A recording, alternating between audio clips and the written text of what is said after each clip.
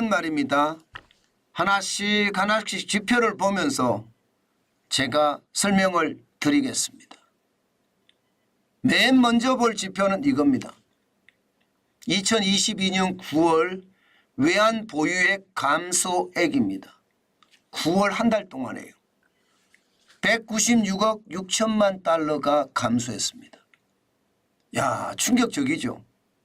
이게 4,200~300억 달러 가지고 있는 외환 보유액 중에 한 달에 196억 6천만 달러가 빠져나가면 사실 위기라고 느끼지 않을까요? 저는 충분히 위기라고 느낄 수 있을 것 같습니다. 그만큼 2022년 9월은요. 저는 상황이 굉장히 급박했던 시기라고 봅니다. 레고랜드 사태가 터지면서 채권 시장이 대학살이라고 이야기할 정도로 와르르 무너졌습니다. 그러면서 수출도 최악의 상태가 되고요. 내수는 이미 최악의 상태가 된 상태죠. 어디를 둘러봐도 우리 경제가 좋아진다는 그런 생각을 할 수 없을 정도였습니다. 외환 보유액까지 196억 6천만 달러가 빠져나갔으니까 위기의 강도는 굉장히 세질 수밖에요. 실제 지표를 보더라도요. 9월에 196억 6천만 달러 빠졌죠. 10월에 27억 6천만 달러. 11월 달부터 좀 좋아집니다. 11월 20억 9천만 달러. 12월 70억 6천만 달러. 그 다음에 1월 68억 1천만 달러. 바로 이 부분입니다. 아니 갑자기 경제가 뭐 귀신이 고칼로로도 아니고 갑자기 좋아질 수가 없잖아요. 그죠? 한 달에 196억 6천만 달러가 빠져나가던 외환 보유액이 10월에는 갑자기 말입니다. 27억 6천만 달러로 줄더니 11월 달에는 20억 9천만 달러가 들어왔습니다. 12월이나 1월에는 70억 6천만 달러, 68억 1천만 달러가 들어왔습니다. 바로 이때가 어느 때인가 저는 대한민국의 위기의 그날에 사실 다른 경제가 좋아진 게 없는데 갑자기 외환 보유액이 늘어났다는 것은 뭔가 새로운 일이 터졌다는 이야기잖아요. 결국 기업들이 해외에 가지고 있던 돈을 가지고 들어온 거예요. 해외에 가지고 있던 돈을. 그것도 말입니다. 많이 가지고 들어왔습니다. 많이. 지금 여러분 2022년 9월에 우리 외환 보유고가 4,167.7억 달러까지 떨어졌거든요. 10월에는 뭐 그 당시로 봐서는 역대 최저입니다. 이때는 진짜 위기 온다고 했거든요. 4,140억 1천만 달러까지 빠졌습니다. 그러면서 말입니다. 기업들이 돈을 가지고 들어오기 시작합니다. 지금 보시는 것처럼 배당 소득이 늘어난 것을 보면 알 수 있거든요. 지금 9월에 12억 2천만 달러의 배당 소득이었습니다. 예. 그리고 10월에 15억 8천만 달러의 배당 소득. 해외에서 배당받은 소득 가지고 들어온다는 뜻이에요. 예. 11월 달에 9억 달러. 그런데 12월 달에 갑자기 44억 9천만 달러로 늘었죠. 예. 1월 달에는 58억 3천만 달러까지 늘었습니다. 이때 말입니다. 이때 기업이 없었으면 과연 어떻게 됐을까? 저는 그런 두려움까지 가지고 있습니다. 사실 말입니다. 10월에 외환 보유액이 4,140억 달러까지 빠져나갔을 때 고점 대비해 보면 거의 500억 달러 넘게 빠져나갔습니다. 500억 달러 넘게. 여러분 고점 대비라는 게 2021년 10월이잖아요. 예, 4,692억 1천만 달러가 고점인데 그때 비해서 500억 달러가 넘게 빠져나간다는 것은 1년에 500억 달러가 넘게 빠져나간다는 이야기잖아요. 예, 게다가 말입니다. 한번 빠져나가기 시작하면 가속화가 되거든요. 저는 그 충격이 이때 어마어마하게 밀려들었다고 생각을 합니다. 제가 여러분들에게도 말씀을 드렸어요. 이게 기업이 없었으면 과연 가능했겠느냐. 이 위기 때 최악으로 치달았다. 저는 그렇게 여러분에게 말씀을 드렸고 그게 현실이었다. 그 말씀도 강조해 드립니다. 자, 이러다가 말입니다. 실질적으로 여러분 기업들이 가지고 들어온 돈 지표로 나왔습니다. 한국은행이 재투자 수입이라고 했습니다. 재투자 수입. 쉽게 말하면 해외 유보금 가지고 들어온 돈을 말하는 거예요. 계속 1년에 말입니다. 투자해서 수익을 내는 게 해외에서 수익 내는 거예요. 2019년에 58억 6,710억 달러. 그리고 말입니다. 10만 달러. 그리고 2022년에는 75억 8,670만 달러. 2021년에는 165억 7,920만 달러. 계속 쌓아요. 계속 쌓았습니다. 2022년에는 151억 5,270만 달러를 계속 쌓아왔습니다. 그런데 2023년 보세요. 그리고 2022년 보세요. 일반적으로 재투자 수익 사업이 지금 보시면 늘어나는 게 일반적이잖아요. 계속 늘어났잖아요. 2019년부터 보면요.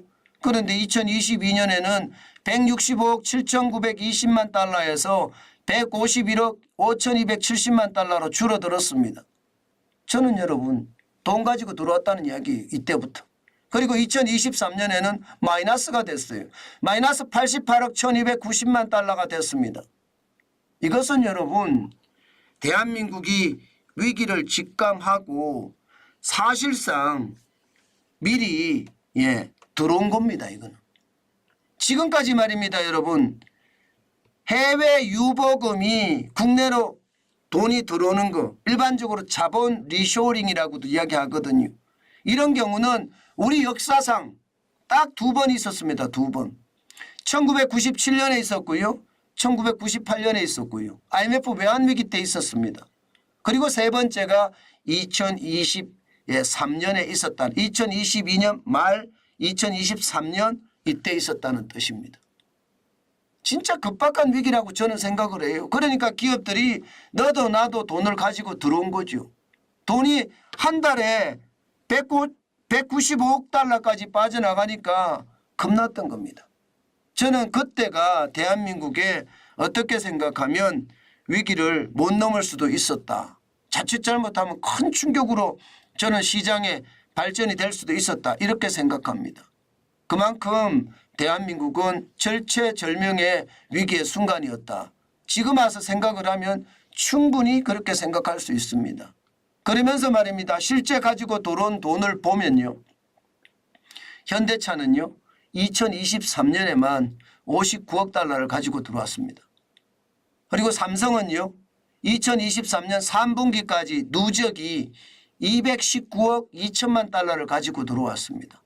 이 두 개만 하더라도 여러분 단순 계산으로 보더라도요. 거의 말입니다. 280억 달러 가량 되잖아요. 280억 달러. 엄청나게 돈을 가지고 들어온 거예요. 2022년에도 많이 가지고 들어왔겠죠. 위기를 극복하기 위해서 말입니다. 저는 이것을 보면서 기업들이 얼마나 처절한 노력을 했는지 그리고 윤석열 정부가 제가 경제는 살얼음판이었다. 이것을 겪기 위해서는 기업들의 협조가 없었으면 힘들었다. 저는 그런 이야기 했는데 실제로 그렇게 됐다는 뜻입니다. 게다가 말입니다. 여기에는요. 핵심이 말입니다. 정부가 조치를 내려준 거예요. 외국 자회사에 대한 배당 소득세 아예 말입니다. 95% 면제시켜버렸습니다. 배당 소득 비과세. 그러니까 100% 중에 5%만 세금을 내고 나머지 95%는 안 낸다는 거죠. 100억 달러를 들여오면요. 95억 달러까지는 면세고요. 나머지 5억 달러에 대해서만 배당 소득세를 냈다는 뜻이에요. 배당 소득세를 낮춰주니까 너도 나도 돈을 가지고 들어온 거라고 봐야 됩니다. 아마도 말입니다. 현대차나 삼성이 워낙 규모가 크기 때문에 제가 이렇게 말씀을 드리는 거지 다른 기업들도 포스코도 마찬가지고요. 달러를 국내로 많이 반입을 했습니다. 실질적으로 말입니다. 국내 기업의 해외 유보 소득 누적 기준입니다. 많이 줄어들었거든요. 2022년에 1126억 달러를 가지고 있었는데 2023년 9월에는 744억 달러를 가지고 있다. 이렇게 이야기하잖아요. 실질적으로 보면 380억 달러 가량 줄었죠. 380억 달러 가량 줄은 게 2023년에 삼성만 하더라도 219억, 그리고 현대차가 59억, 그리고 2022년에도 갖고 들어왔겠죠. 말에. 그죠? 2022년 말에 갖고도 들어왔을 겁니다. 그래서 지금 굉장한 위기를 겪었던 상황을 잘 이겨낼 수 있었다. 저는 그렇게 봅니다. 기업이라는 게 우리에게는요, 저는 그렇게 생각해요. 핵심 자산 중에 핵심 자산이라고 생각을 합니다. 이게 정경유착을 어떻게 끊어내기만 하면 기업은 대한민국이 가지고 있는 엄청난 자산입니다. 저는 이런 자산을 잘 활용해서요, 대한민국이 세계에서 우뚝 올라서는 그런 강한 나라로 저는 거듭나야 된다고 생각을 합니다. 기업을 때려잡을 것이 아니라 기업을 더 활력이 넘치도록 만들어주는 게 저는 국가가 할 일이라고 생각을 합니다. 국가가 그런 일을 못하잖아요. 그러면 국가에 저는 자격이 없다고 생각해요. 우리나라에 자원이 많은 것도 아니잖아요. 땅이 넓은 것도 아니잖아요. 땅 팔아서 살거나 자원 팔아서 살 수 있는 나라가 아닙니다. 대한민국은 전 세계에서 말입니다. 원재료를 수입해서 그것을 가공해서 새롭게 파는 나라예요. 이런 나라면 기업을 중시 여기고 R&D를 중시 여기고 연구개발 말입니다. 그러면서 대한민국에 활력을 불어넣는 것, 저는 굉장히 중요하다고 생각합니다. 아마 기업을 계속해서 때려잡잖아요. 이것은 결국 말입니다. 최악의 시나리오를 쓸 수밖에 없다고 봅니다. 기업들도 이제는 외면할 가능성이 있거든요. 저는 그게 우리나라에서 일어나지 말았으면 좋겠어요. 사실 너무 중국과 우리나라가 좀 비슷하다는 생각을 참 많이 하거든요. 이대로 간다면 최악의 어떤 시나리오도 저는 쓸 수 있다고 봅니다. 때문에 스스로, 우리 스스로 말입니다. 기업을 더 부강하게 만들어주는 방법들 생각을 해서요, 만들어내고 제안도 하고 정부가 이 내용을 정책으로 짜기도 하고요. 국회가 법으로 뒤에서 지원도 하고요. 이렇게 쌍꺼리처럼 그렇게 나아가야지 우리나라가 좋아진다. 저는 그 말씀 또 드리고 싶습니다.